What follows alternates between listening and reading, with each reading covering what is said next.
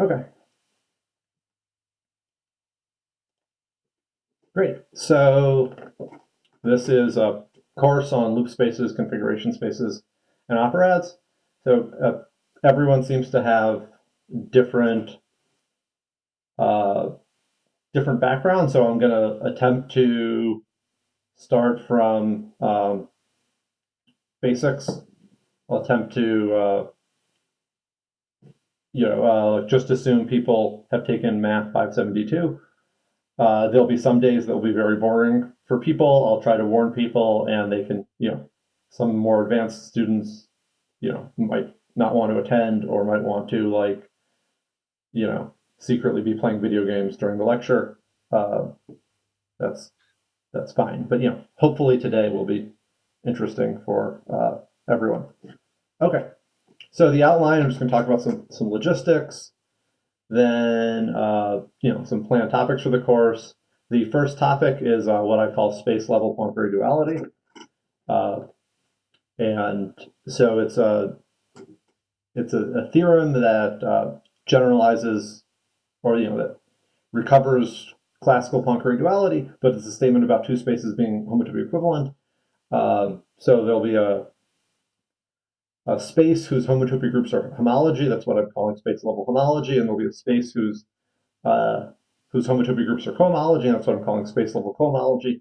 And then there'll be a homotopy equivalence between them called the scanning map. Oh yeah, so grading, there's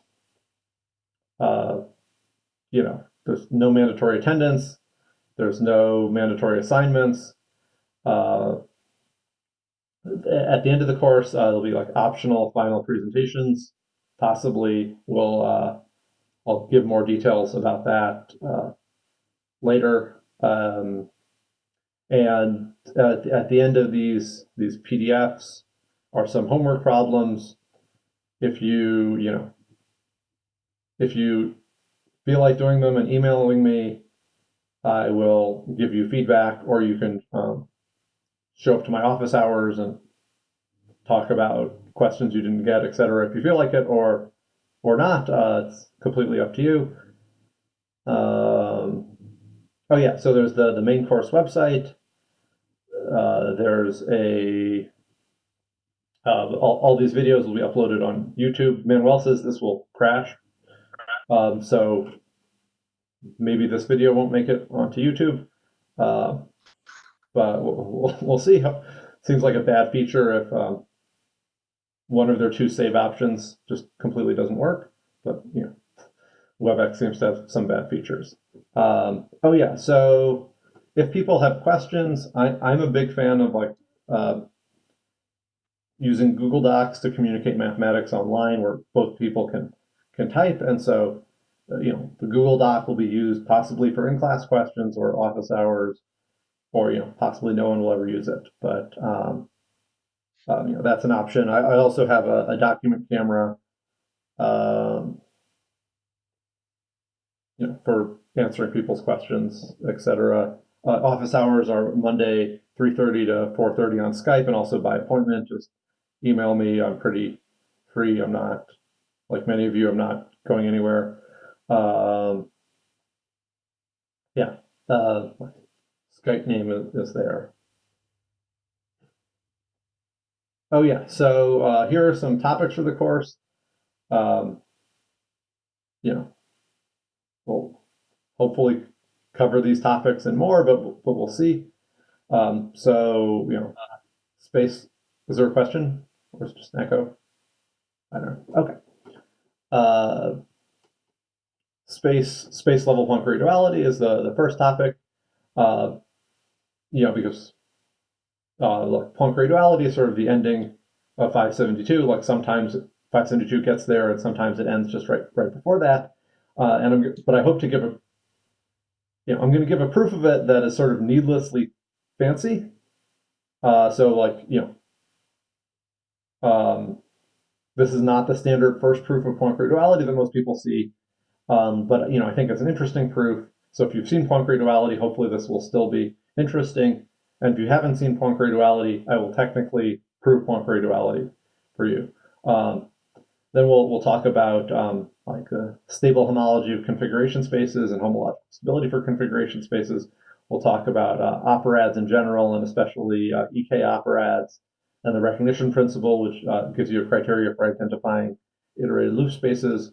We'll talk about factorization homology and a sort of a non-abelian version of Poincare duality. Like Poincare duality is normally about homology with coefficients in an abelian group, and this will be some version where you have homology with coefficients that are less abelian. Maybe non-abelian is a little bit of a misnomer, but and maybe we'll have other applications like the topology of spaces of rational functions or holomorphic functions, and possibly more topics. We'll see how this goes. I'm hoping you slow me down and ask me lots of questions so I don't have to make as many Beamer slides. So yeah. Okay, great. Are there any questions like logistically or like where the course is going before we start doing math? Okay. So someone should say something at some point in this lecture other than me. Okay. So classical Poincare duality is the statement that if you have a compact n-dimensional orientable manifold, then the ith homology group is isomorphic to the n minus ith cohomology group. I'm not expecting that you know what orientable means. Hopefully you know what compact means. Is there anyone who doesn't know what a manifold is? Okay. It may be helpful to briefly review it. I know I've heard it. Yeah, I mean, so an n-dimensional manifold is to like zeroth approximation is a space that is locally looks like Rn. And then you add in some extra conditions to rule out pathologies. But like it's like point set, every point has a neighborhood homeomorphic to Rn. And you probably want the space to be Hausdorff, and there's some like condition that you don't want it to be too big. But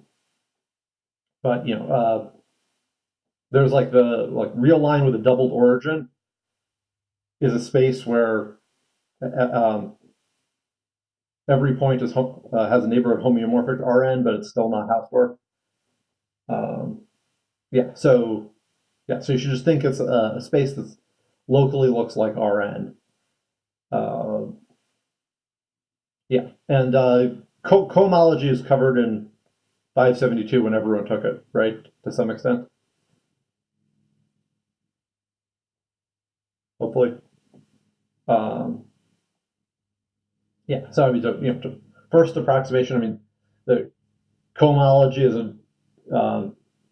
or other or groups similar to homology groups that you can associate to a space, and they have isomorphic free parts, and the torsion gets shifted. So if you're just looking at homology tensor Q, then homology and cohomology are isomorphic. They're not canonically isomorphic, in the same way a vector space that's dual are not canonically isomorphic. But yeah, so this is I don't know. Let's do an example. So CP3 is every point has a neighborhood that looks like C3, so that looks like R3. So it's a 6-dimensional real manifold. It's a 3-dimensional complex manifold. So this theorem is saying, Poincare duality in particular is saying things like the second homology group and the fourth homology group are isomorphic because 6 minus 2 is 4. Or S1 to the fifth is a 5-dimensional manifold. And Poincare duality is saying that the second homology group is isomorphic to the third cohomology group. In both these cases, I think they're both isomorphic to z to the 10, assuming that is 5 choose 2. I may have screwed up the numbers, but that's not important. Yeah. So this is, to prove a Poincare duality, you often need sort of fancier versions, because the sort of the simplest to state is the version I stated on the previous slide, but it's hard to prove because you want to prove it locally, and and then have some gluing procedure to say, okay, it's true locally, and then I'll chop my manifold up into small pieces and then glue it back together. But Rn, locally, every point has a neighborhood that looks like Rn, and Rn is not a compact manifold. It's a manifold, but it's not compact. So we want a version for non-compact manifolds, or at least for, let's say, for compact manifolds with boundary. One of my roommates in grad school was a big fan of the saying, like, um, a manifold without boundary is a manifold with boundary. A manifold with boundary is not a manifold, and like the boundary of a manifold with boundary is a manifold without boundary. I think those are all true statements. Oh yeah, so now let's assume M is a compact manifold with boundary. Then the statement is that then Poincare duality says that the ith relative homology group of the manifold relative to its boundary is equal to the n minus I cohomology group. So, if you take a closed n disk, now this theorem applies to that. So, like H0 of the n disk is Z. It doesn't have, because the closed n disk is a manifold with boundary, it's not a manifold without boundary. The top cohomology group vanishes. But if you look at the top, oops, I guess I did the wrong version. In the theorem up here, so people can see my cursor. Yeah, the theorem up here, I could have put the boundary on either side. So I guess the example is illustrating that. There's even a version where if you break up the boundary into several different pieces, or into two different pieces, you could put one piece on the homology side and one piece on the cohomology side. So the top relative cohomology of a space, well, so the relative homology or cohomology of a pair of spaces under good conditions is the same as just the reduced homology or cohomology of the quotient. I feel like that's something that not has everyone seen that? Is there anyone who's not seen that before? I guess it's not that relevant. But, yeah. So and then the reduced homology. I'm assuming n is bigger than 1, so the reduced homology doesn't homology and reduced homology agree in positive degrees.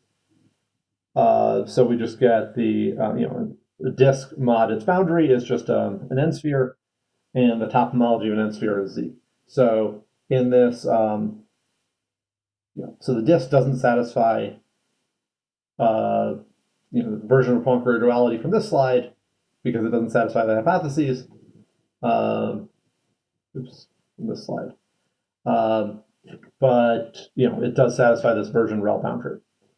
And there's also a version for non-orientable manifolds where you need to use twisted coefficients, and eventually I'll tell you what twisted coefficients are and what it means to take homology with twisted coefficients. But just there is a version for non-orientable manifolds. Great. Are there any questions?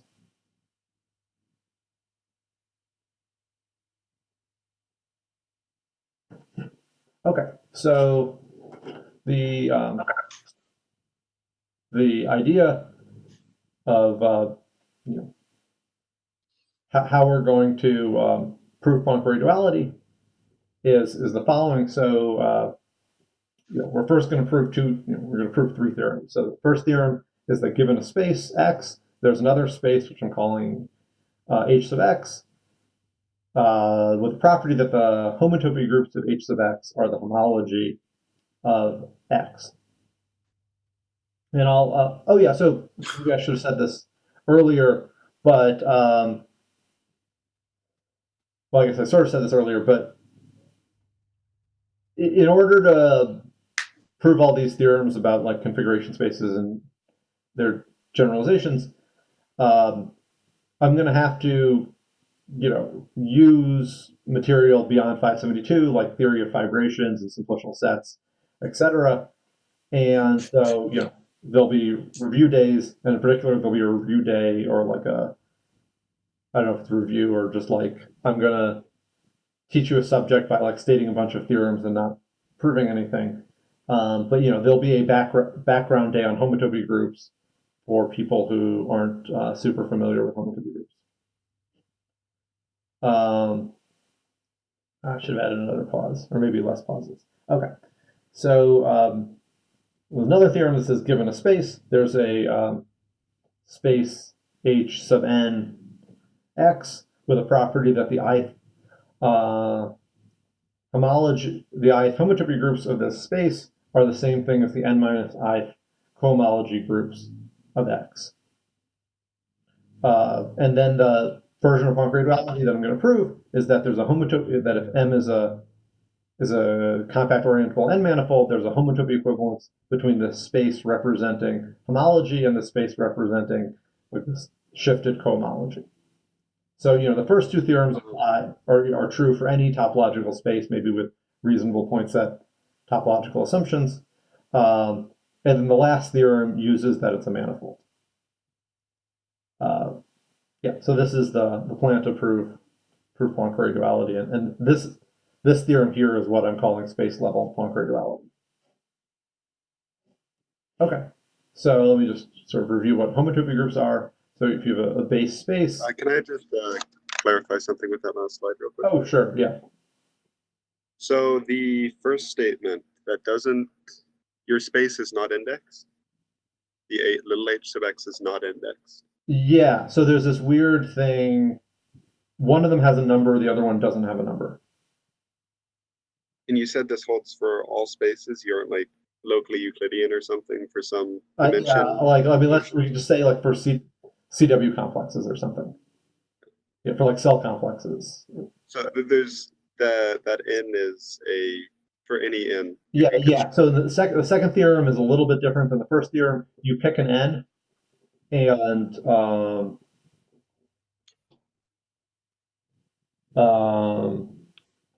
yeah. So the usual way people think about the second theorem. I mean, I haven't told you what these spaces are, but like, normally in the second theorem, people set I to be 0. And like Hn of x is going to be mapped from x into an Eilenberg-MacLane space. I don't know if that helps you. Yeah, that makes more sense. And then, so the like I equals 0 version of theorem 2 is what basically everyone uses except in this case. And then, yeah, so in the third theorem, n is the dimension of the manifold. But in the second theorem, like x doesn't need to have like a dimension. It could be a graph wedged on a 15 sphere or something. Any other questions?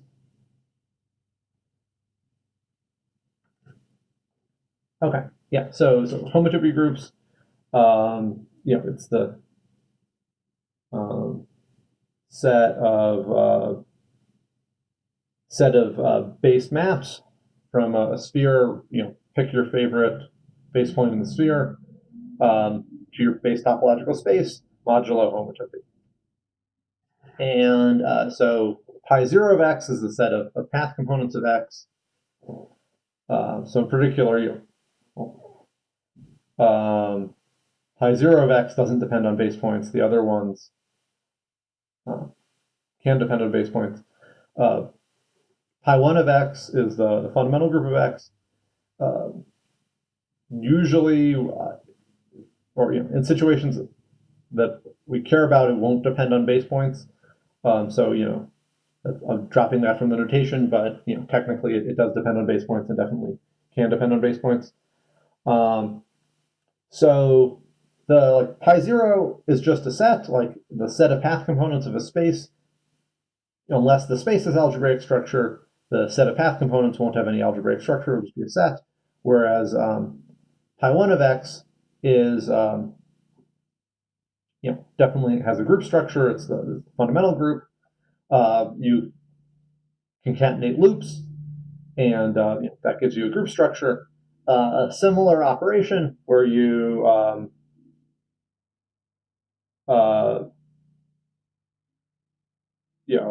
sort of concatenate higher spheres gives you a group structure on all higher homotopy groups, and it turns out they're all abelian. So we'll actually be in the beginning of the course interested a lot in the case where X is a topological group, and in that case, the homotopy groups get a group structure coming from the multiplication on X, but they, for I bigger than or equal to 1, they get a group structure.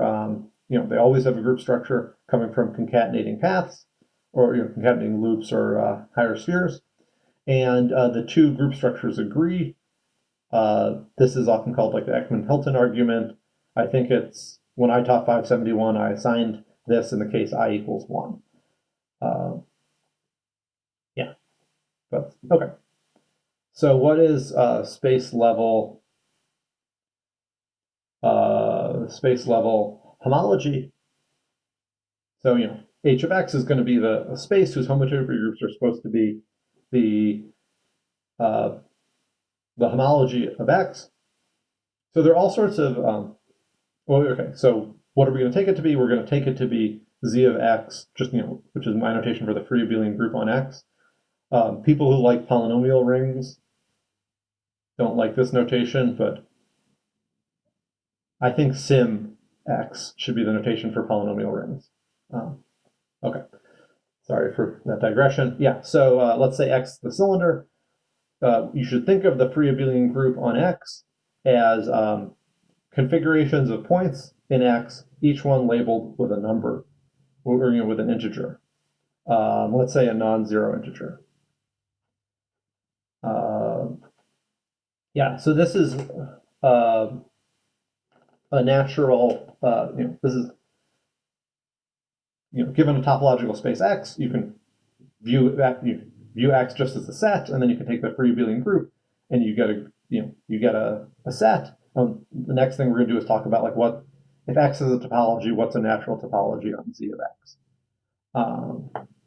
So one other side comments, oftentimes people say homology is like a abelianization of homotopy, or it's like a linearization of homotopy, and this is a sort of way of making that precise. You take you think of homology as it wants to be homotopy groups, but you want everything to be an abelian group. Well, one way of saying that is just take your space, replace your space with a abelian group, and then take homotopy. Okay, so how? Just to clarify real quickly. So you're saying, when you say z of x there, you're saying every point in x, not like path components or something more complicated. Yeah. So, there's a statement. Okay. Sorry, I couldn't change slides for a second.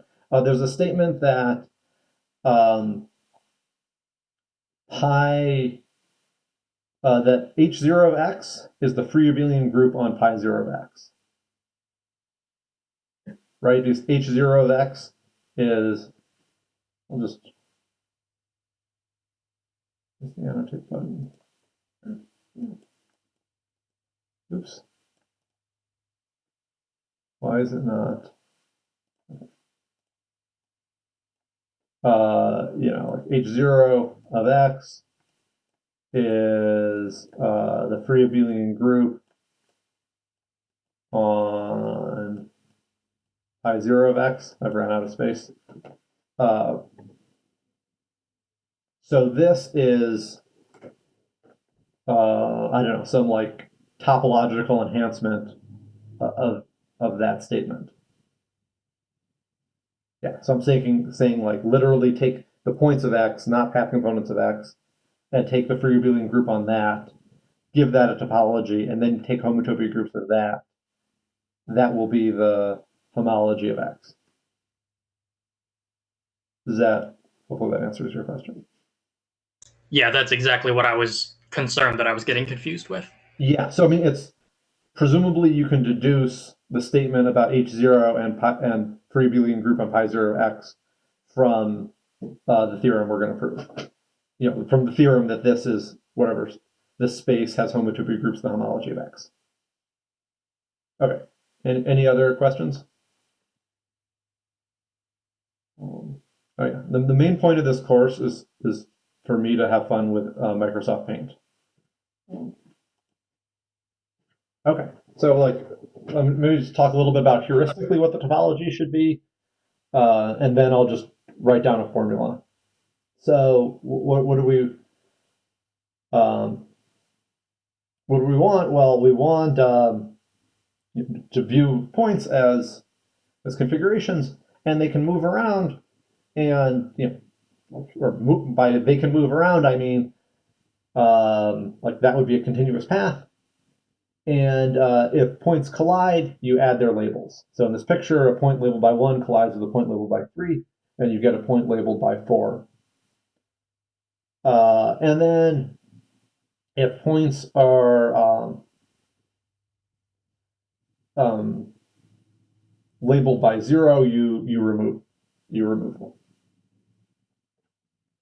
Okay, so this is intuitively what we want. And how do we achieve this rigorously? Well, okay, so here's some giant formula.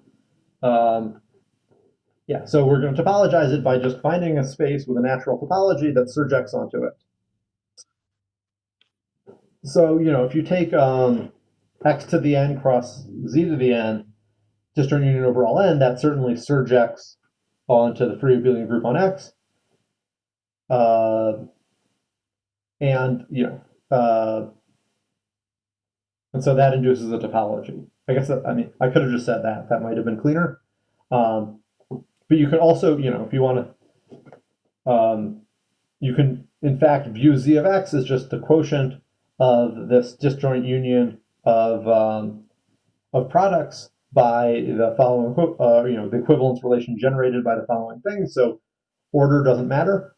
So if you apply a permutation to the points and to the, so the xi's are the points in X and the mi's are the integers labeling those points. If you apply a permutation to the points and the labels simultaneously, that doesn't change your point in the free abelian group.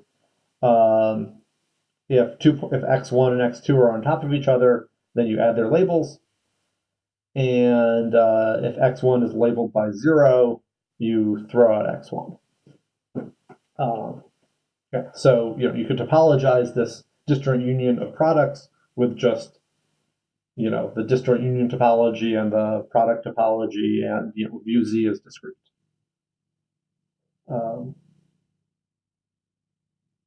Yeah. Okay. So that's how we topologize the space, and hopefully it agrees with our intuition that points can move around, and when they collide, you add their labels. Another thing which maybe I didn't draw is sort of out of nowhere, like 2 points can appear, one labeled by 10 and the other labeled by -10, or 11 points can appear, one labeled by 10 and 10 of them labeled by -1. Okay. So, the theorem that, so I'm calling this the Dold-Thom/Kahn theorem. So there are two theorems. One is called the Dold-Thom theorem, and one is called the Dold-Kahn theorem. And neither of them are exactly this theorem that I'm about to state, but both of them are morally very similar. Yeah, so I don't know who first proved this theorem, but it's sort of an obvious generalization of two theorems that Dold and other people proved. Okay, so the theorem says let X be a CW complex, then the homotopy groups of Z of X, given the topology described before, are just the homology. So this is the statement that Z of X is what we're calling space level homology. Yeah, so okay, to like force people to say things. So here's an example. So you take X to be a point. What's the homology of X? Someone should talk just to prove that not everyone is asleep.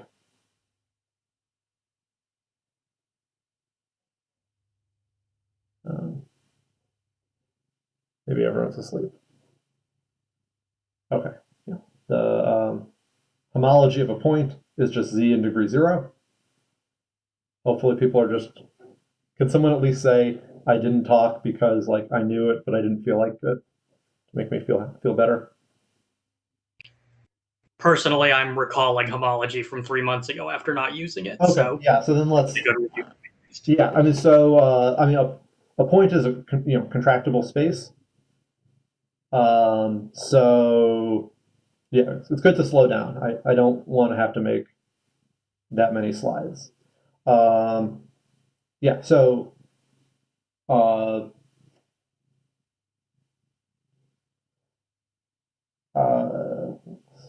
so like contractible spaces have vanishing higher homology groups, and are just have z concentrated in degree 0.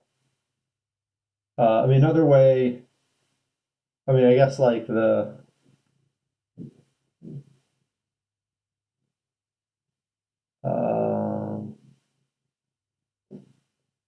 oh yeah, we'll just calculate it directly. Okay, let me try drawing. Okay, so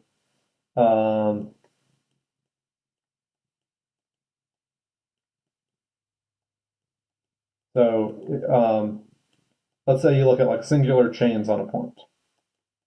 Okay, all the groups are just isomorphic to z because singular chains are generated by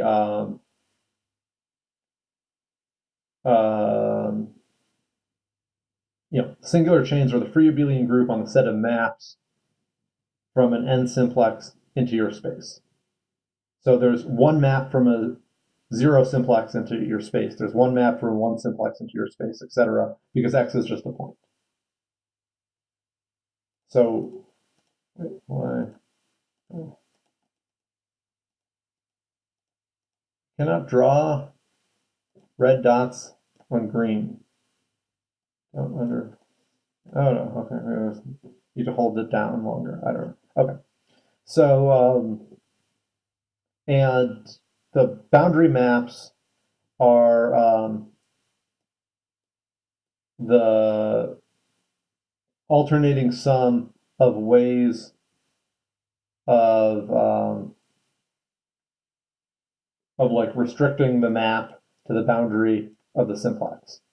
So here, C1 is like is a map from is the free abelian group on maps from an interval to a point, and then you take its boundary, and you get the boundary is or maps from 2 points, and then we're taking alternating sum, so this map is 0.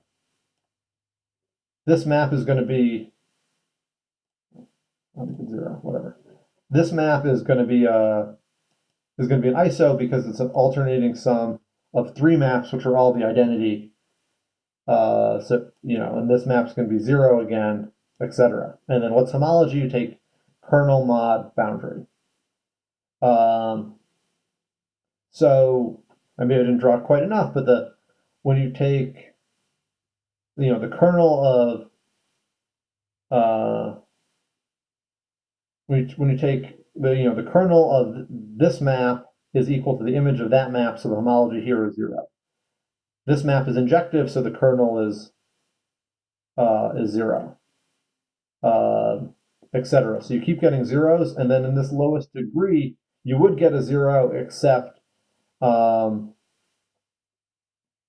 if the pattern would continue, this downward map would be an ISO, but there is no downward map. So you end up, when you take homology, you end up just getting a z in degree 0. So the homology of a point is z in degree 0, and 0 for higher groups.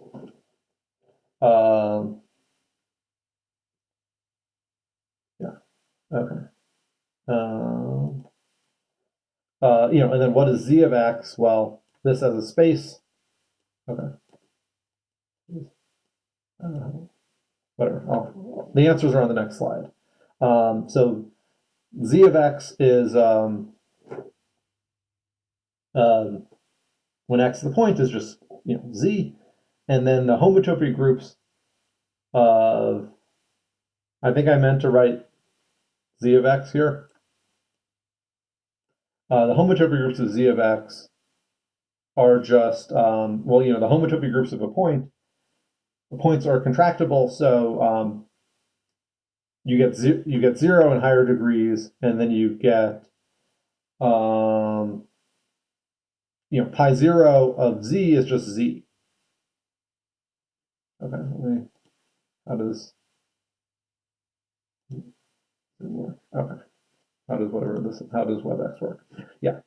Oh yeah, so there's still the typo. I meant to write Z of X. Yeah, so I was just supposed to illustrate that we can directly check this theorem when X is a point, and then we'll the way we'll prove it. I guess the way we'll prove it is we'll basically directly calculate it for a point, and then we'll sort of leverage that to prove it for all spaces. Right. Any questions? So you mentioned earlier that we would kind of only care about fundamental groups when the base point didn't matter, but here we're talking about Z, which is very clearly not path connected. Yes. So what do the higher Yeah, so I guess I think I put this as a homework exercise on the second slide. So yeah, let's go back to where slide with not a typo. Okay.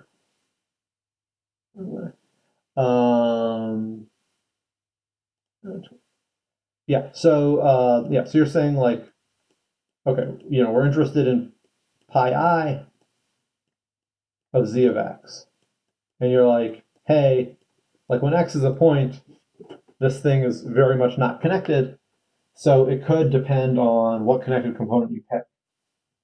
Well, it turns out that all the connected components of Z of X are homotopy equivalent.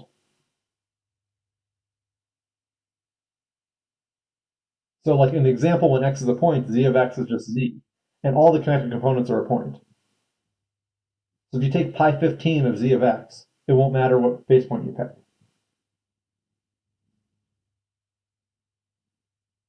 You might say I kind of want to take all the base points. And that's a good instinct in general, but here you should just pick one. And then it won't matter.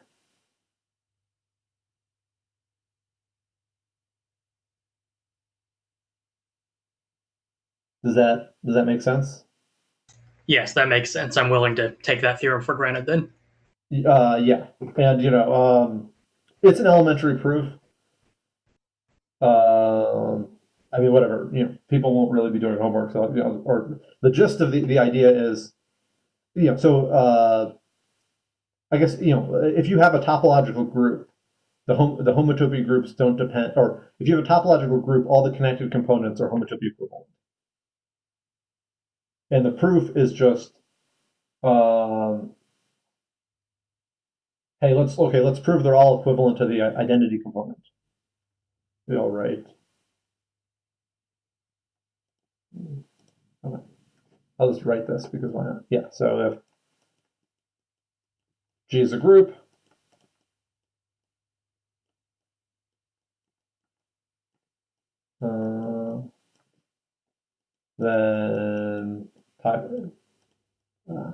then components are equivalent.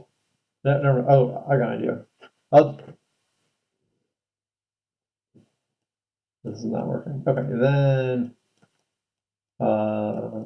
components are equivalent. This is slightly too long of a thing for me to write here. And what's the proof? The proof is, if you want to compare the component of G to the component of H, then just multiply by G times H inverse. That'll give you, this map will give you a map from the component Do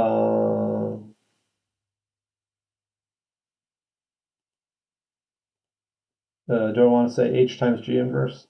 Let's say H times G inverse.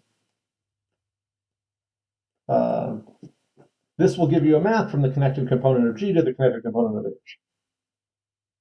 And then you're like, oh, I guess it's stronger than their homotopy equivalent. They're homeomorphic. And then what's the homotopy inverse? Well, just multiply by G times H inverse. That will give you the inverse to this map. Yeah, so if you have a topological group, all the connected components are homeomorphic. And Z of X is a topological group.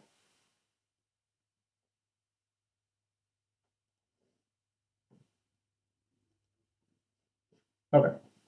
Oh yeah, so that's the next topic. Z of X is a abelian group. I guess I'm not going to prove that that this is continuous, but it is continuous. I mean, so I guess like it's obvious that Z of X is an abelian group because it's the free abelian group. But maybe it's helpful to see like what does this group structure look like in pictures. So what you do is you just attempt to sort of disjoint union the pictures, but sometimes two of the points are sitting on top of each other. Like for example, the two sixes are on top of each other, and they add and get 12, and the 1 and the -1 are supposed to be at the same location, and they cancel, so there's no point here. And then the -40s happen to be in different spots, so you just get two nearby points labeled by -40. Daniel has a question in chat. Oh, so I should look at chat. So the question is, how do you, is the question for like a point, or is the question for like Z, or is the question in general? Oh, okay, yeah. So that so in general, it's super hard, and like I'll tell you some methods, but like we don't know the homotopy groups of spheres, completely. But for if you have a contractible space, it's easy to show that all the higher homotopy groups are 0. So like that's how you compute pi2 of a point. Yeah, so definitely like if your space is contractible, the higher homotopy groups are 0. Yeah, so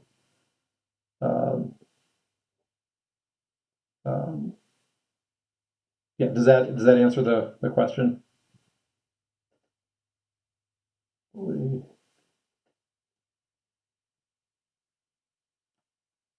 Yeah, yeah, definitely. Probably next week, we will have like a session where I sort of talk about properties of homotopy groups and how they work. Yeah, because I mean, yeah. So I mean, right now, I mean, you can sort of black box. Yeah, I guess for a point, there's an even sort of easier argument. There's a single unique map from a sphere to a point. So so maps from a sphere to a point is a singleton set, and then mod homotopy is also a singleton set. And then if you know it's a group, well, what's the only group with one element? It's the 0 group. That's how you could check that higher homotopy groups of a point are trivial. And then you prove their homotopy invariant, and then that's how you would check that for a contractible space, the higher homotopy groups are trivial. But we'll hopefully, yeah, I'll try to take things, so, or yeah, I'll try to have sort of a slow like, or we'll talk about homotopy groups in general for a while, eventually. But yeah, feel free to slow me down. Oh yeah, and thanks for telling me there was a question in chat. Okay. Oh yeah, so oh yeah, so my question is sort of in pictures, what does the unit look like?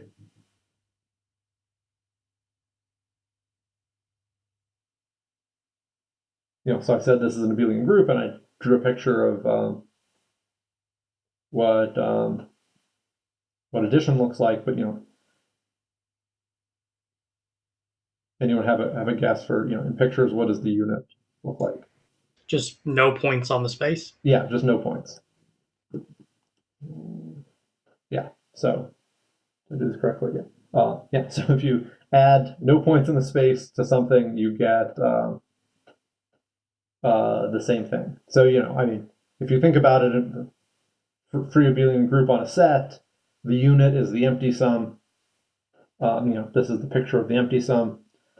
I guess I could have a slide for inverses. Inverses are you just put minus signs everywhere. Oh, okay. So then the next thing is, so if Y is a subspace of X, then the free abelian group on Y is a subgroup of the free abelian group on X. And you can topologize Z of X mod Z of Y with the quotient topology. Here either yeah, and this mod definitely means mod as groups. Yeah. I mean, you can also view it as a subset and take quotient where you just collapse the subset to a point, but here I mean mod out by the group action of Z of Y on Z of X. And so, let's sort of consider the example where X is the cylinder and Y is the left end of the cylinder. So this, in pictures, taking the quotient produces a configuration space where you have points in the cylinder, and then they vanish if they touch the left side. So like this point number 6 in continuous family could walk over to the blue and then vanish.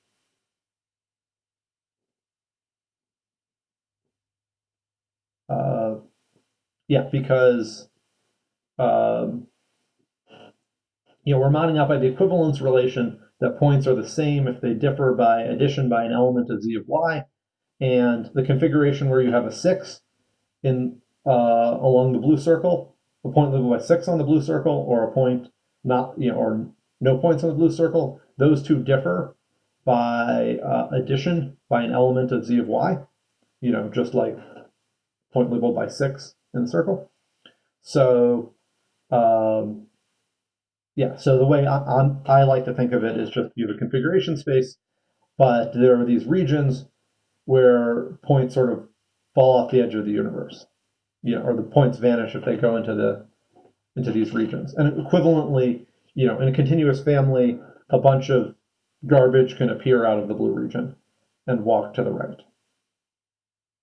Any questions? This isn't really a theorem, but it's just sort of a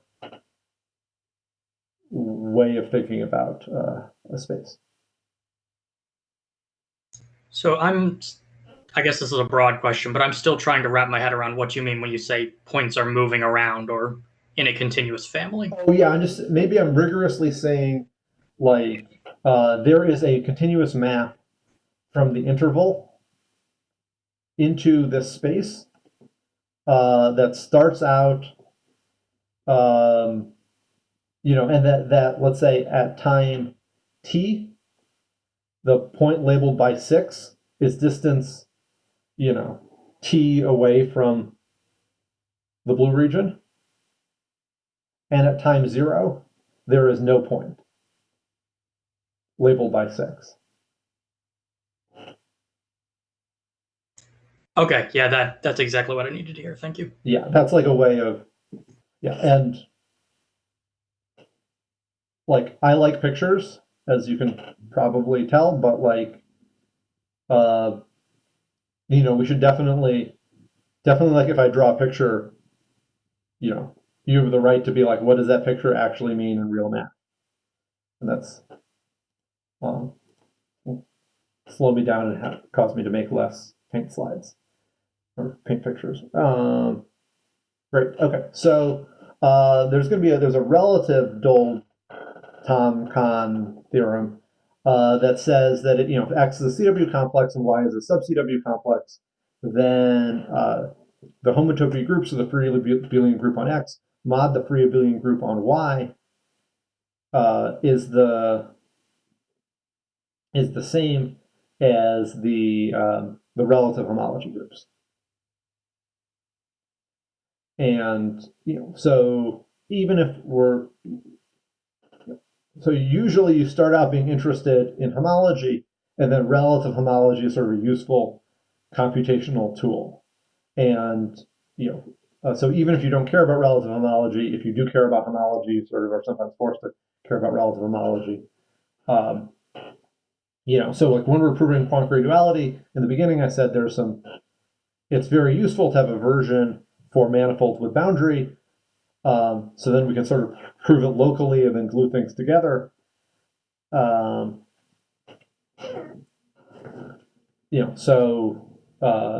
This is so it'll be useful to have a relative, version of space level homology, and so this is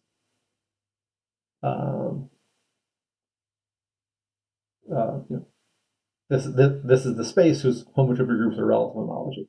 So for example, free abelian group on the disk modulo free abelian group on the boundary sphere, this theorem is telling us is the same thing as the homology of a disk rel the homology of a sphere, which is just z in top degree and 0 otherwise. And like I said, relative homology in good circumstances, like when Y is a sub-CW complex of a CW complex X, is just the reduced homology of the quotient.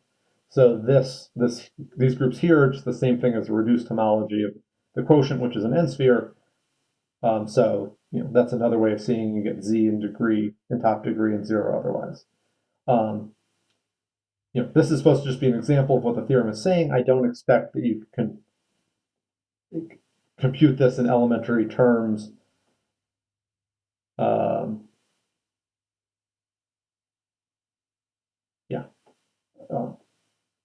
Maybe when n is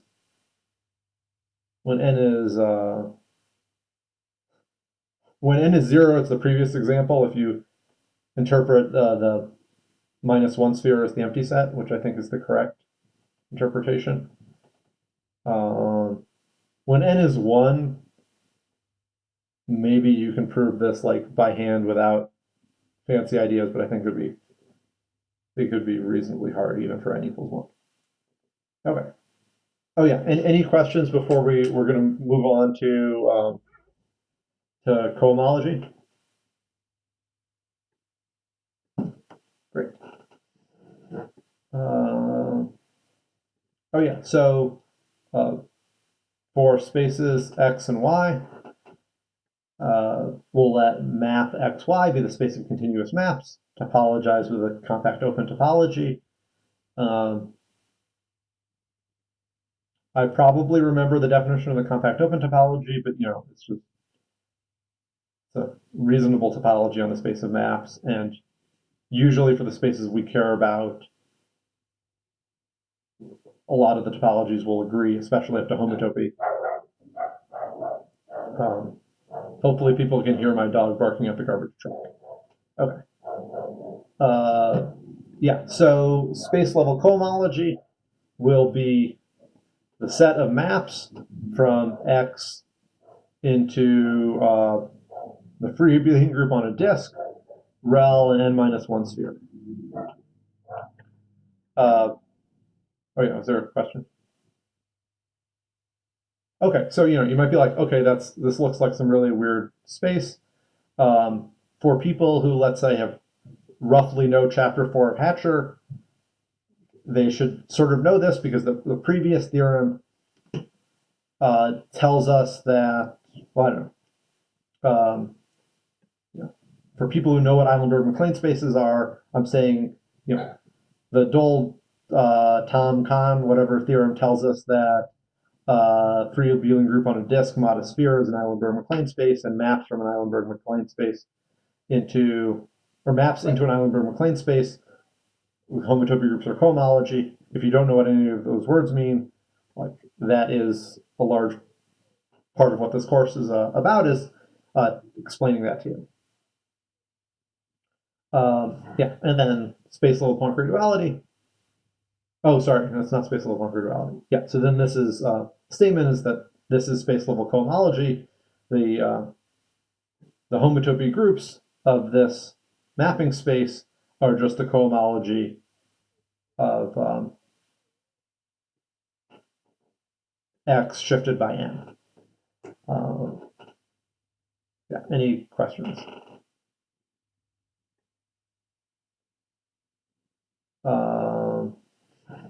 Yeah, so, okay, so my goal for the remainder is to attempt to like draw a picture of a map from space level homology to space level cohomology. And, you know, this won't be super rigorous yet, but eventually will be rigorous. But, you know, okay, so space level homology is just a free abelian group. Space level cohomology is this weird space of maps into free abelian group on a disk mod its boundary. And the theorem is that there's a homotopy equivalence, which we're calling S for the scanning map. It's described as follows. So let's say X is an element of the free abelian group. M is an M. What do I need to tell you? So to get a map into a, I guess maybe I'm telling you the adjoint of this map. So what do I need to do? Given a configuration, I need to give you a map. So given a configuration and a point in M, I need to give you a configuration in the disk rel its boundary. And what do? You zoom in around M, and you see what part of X you can see in a little ball around M. So I'll draw a picture. Yeah, so we're trying to build a, I guess the X should be M here. Sorry about that typo. We're trying to build a map from the free abelian group on M. Two maps from M into disk mod sphere.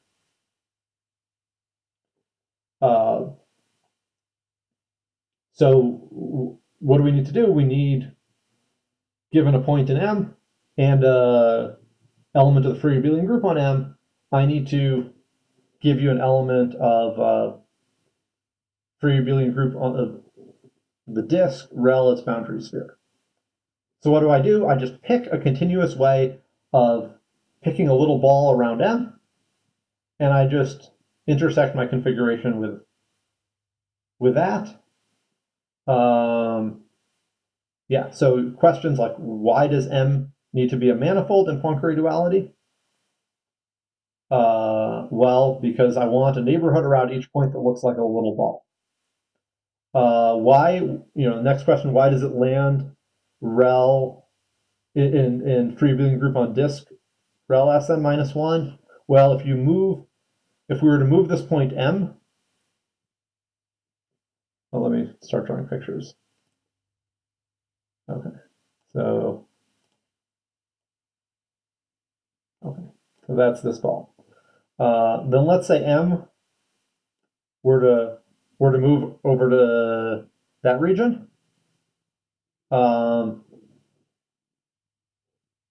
There would be there would be no longer any points in the ball. And if you sort of looked at what you were seeing, like the point number 2 would hit the edge and then vanish, and then the point number 6 would hit the edge and then vanish. Like let's say M, well, I don't know.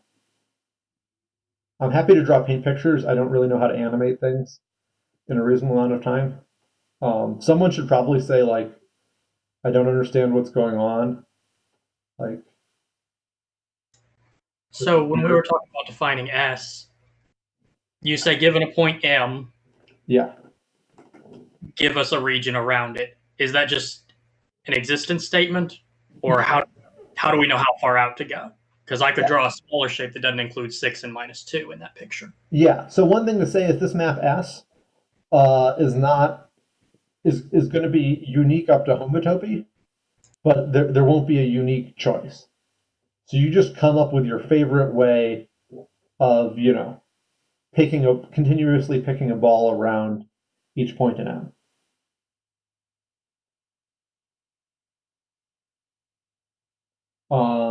Yeah. So I haven't prepped everything for this course, so I don't know what we'll end up proving. We might assume the manifold is smooth and use like differential methods like exponential function to pick a neighborhood. Yeah, but so like it's non-canonical and will depend on that, but it won't depend on that up to homotopy. Because sort of the idea is that the little m is varying across the entire manifold, and so you're going to see everything. So it's called the scanning map because it's like you take your configuration and you look at it under a microscope, and then you move your microscope around and see everything and record what you see.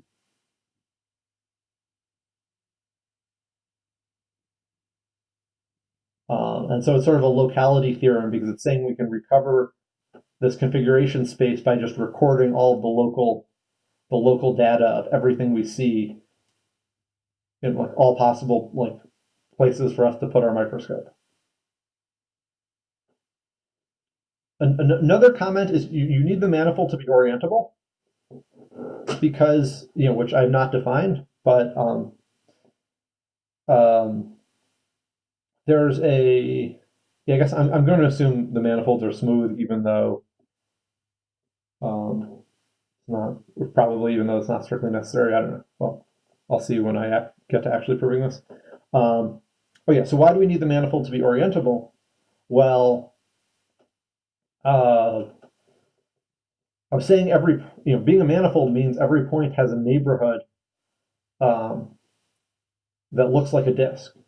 But we need to continuously identify that disk with a standard disk, which like you can't always do. And in particular, you can't do that in a continuous way if your manifold is not orientable. So like there'll be a scanning map for non-orientable manifolds, and it'll be slightly more natural, and it will go to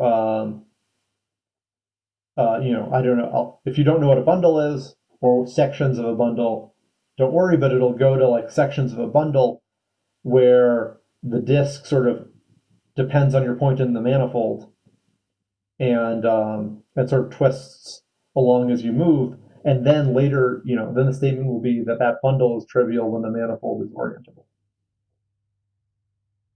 But yeah, so the orientability comes in with identifying a disk around M with the standard disk.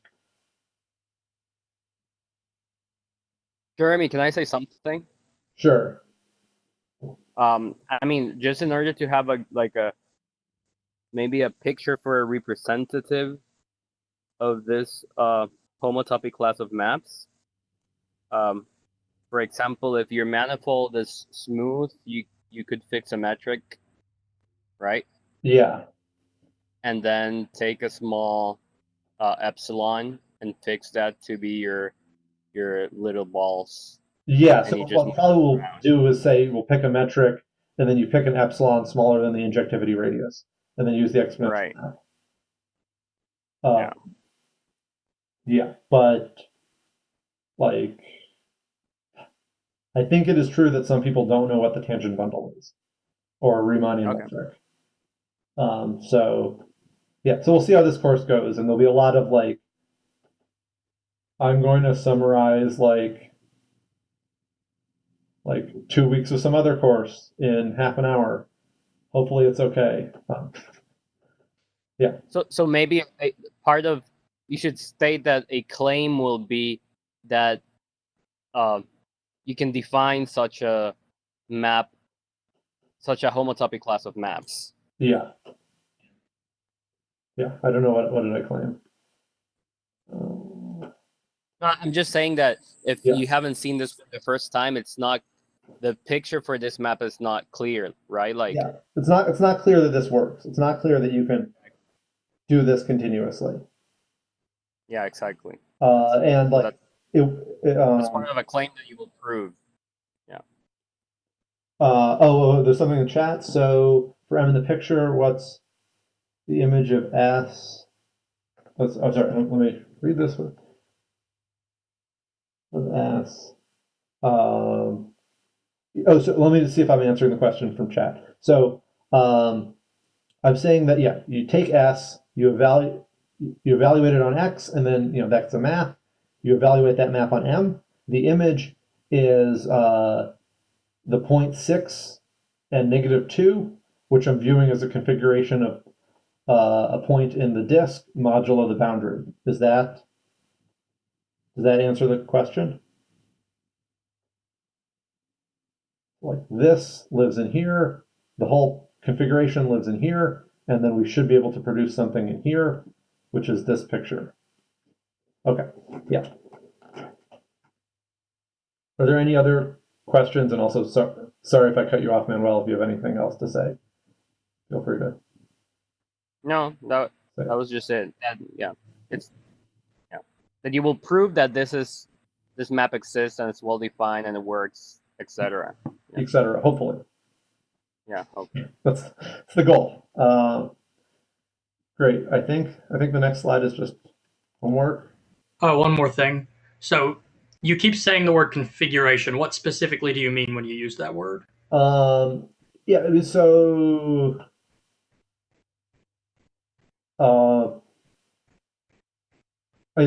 Configuration is a word that doesn't like literally mean anything, but I'm just so we're going to be studying spaces that are similar to the freewheeling group on a space.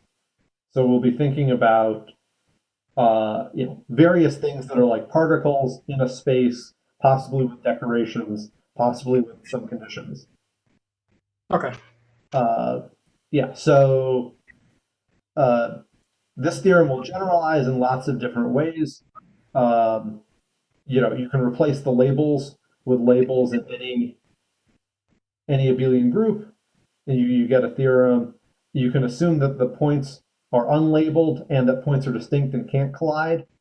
And then there's another space of maps that has the homotopy type of, etc. So we're just going to be sort of talking about when do a space of like particles with decorations, like